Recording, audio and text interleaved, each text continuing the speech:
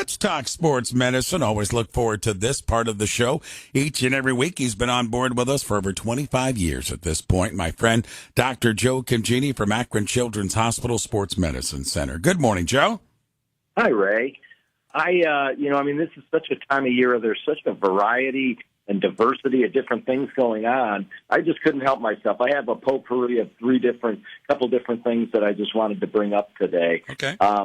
Ray, for a career of 30-plus years of seeing this hardworking group of athletes, these gymnasts, in my office for so many years, and they spend so much time in anonymity working so hard to get good at what they do, especially the highest level gymnasts.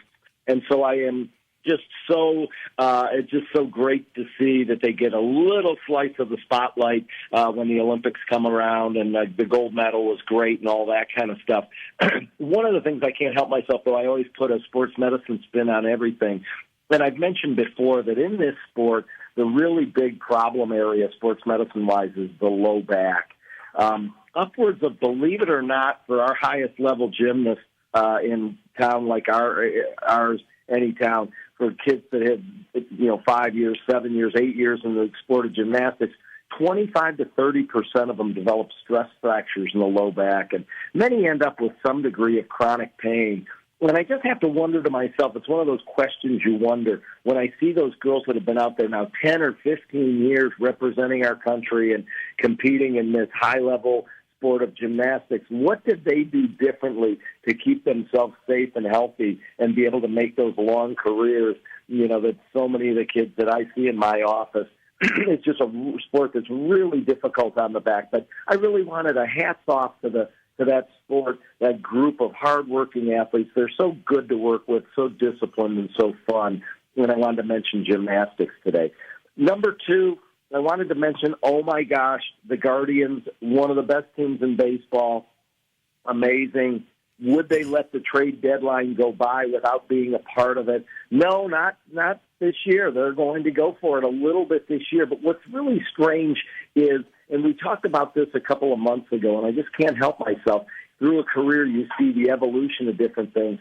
In taking care of pitchers now, Ray, almost at every level, particularly as you get to the higher levels like professionally, it's almost a survival of the fittest. And it looks like the Guardians are just trying to get some guys ready that maybe one or two of them will be able to give them some outings, some pitches later in the year, as they use so much of that bullpen now and so many of our pitchers kind of being burned out. Both of the people that we signed in the last week or two have been people who come with injuries and have to rehabilitate, and it's totally an unknown whether they're going to be able to help and pitch at all. Alex Cobb came. His, interestingly, is not a shoulder or an elbow. Alex Cobb was traded for last night. He has a hip labrum tear, and he is rehabilitating himself to get back, and maybe at best scenario, this former All-Star could help the team in August or September with some pitches, some games that, when the rest of the pitching staff is starting to tire and fatigue. And so they sign people just kind of on an IFCM. He's not healthy right now. And the other is Matthew Boyd. He's not quite ready to be out there yet. Matthew Boyd signed a couple weeks ago. He has a UCL. We talked about UCLs a couple of weeks ago. That's that ligament in the elbow, the Tommy John ligament that these young athletes get. I've had two of them in the last week in younger kids. And, the question one of the parents asked me was, you talked about spin rate, and can we avoid spin rate if it's really contributing to the development of UCL? And I just don't know in this day and age of pitching if these young pitchers can make it to the higher levels without throwing sliders or cutters or curveballs. And that's where that spin rate comes in, and the problem with the elbow and the UCL. So the question again is, will Matthew Boyd at all be able to give any pitch count, any outings to the Guardians later in the year to help them? Hey, we'll take a chance with it. So they take two pitchers, and they're just totally taking a chance to see if they can help. And that was issue number two for me. Number 3, I really appreciate you guys always, especially at this time of year as everybody's moving outside tomorrow. You and I have pretty much covered all the really urgent, emergent situations that young athletes can get in and the life-threatening situations. There's one more I wanted to talk about. And, we had a couple of issues with these last year. Is the month of August is number 1 in our part of the country for wasp and hornet and yellow jacket stings that can be significant. We had several kids in the emergency room. As kids get outside, this is the time of year where we get into these wasp stings. The kids maybe disturb the nest, and these are pretty aggressive, these bees and stinging kids. And remember, for most kids, very painful for a few days, maybe some meds that help with painful or topicals or others. But there is 3% of kids who are going to get stung that have anaphylactic reactions. And I want to remind coaches and parents out there, parents of young kids, if your kid gets stung badly, and you start to see swelling or hives, or difficulty breathing, or wheezing, or we look at them, they start to get a drop in the blood pressure and dizziness. They're having an anaphylactic reaction, and that usually happens in the first 10 minutes. And many of those kids wind up in the emergency room, and we had a couple cases of people in the intensive care unit last year. So these can be life-threatening. And so all of our trainers in the high school setting carry a tool called the EpiPen.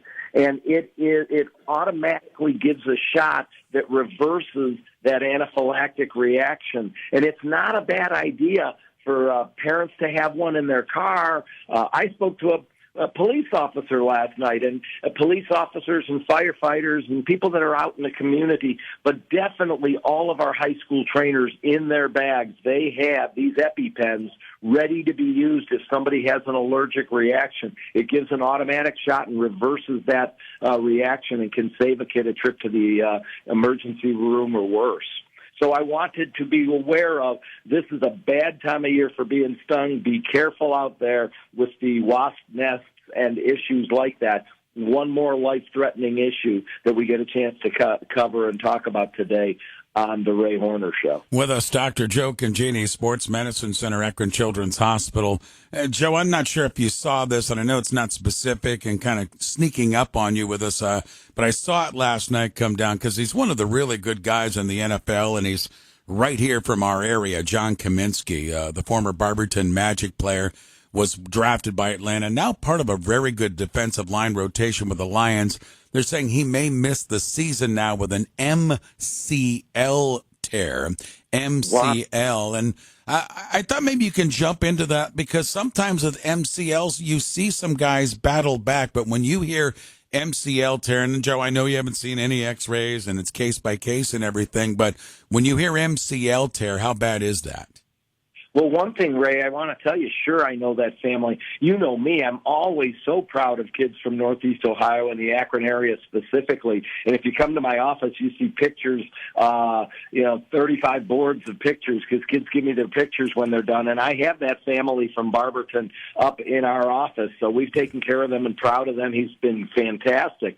Now, usually the MCL is a ligament that can heal itself unless it's a very significant grade 3 really unstable tear, or if there's other damage in the knee, they can be season-ending. You might remember that was the issue for DeJuan Jones, another local guy with the ties to Ohio State last year. Was why did that MCL he had put him out for the year? It was a more significant injury, and so I will have to do some due diligence and see with John Kaminsky about this if it was more significant, what they say in the paper and other things. Of course, I'm not examining him like you said or examining his injuries in detail, but from the standpoint of usually it's a complete tear or it involves other structures that stabilize the knee. And if the knee is totally unstable, they have to go in there and stabilize the knee. And those stabilizing knee surgeries,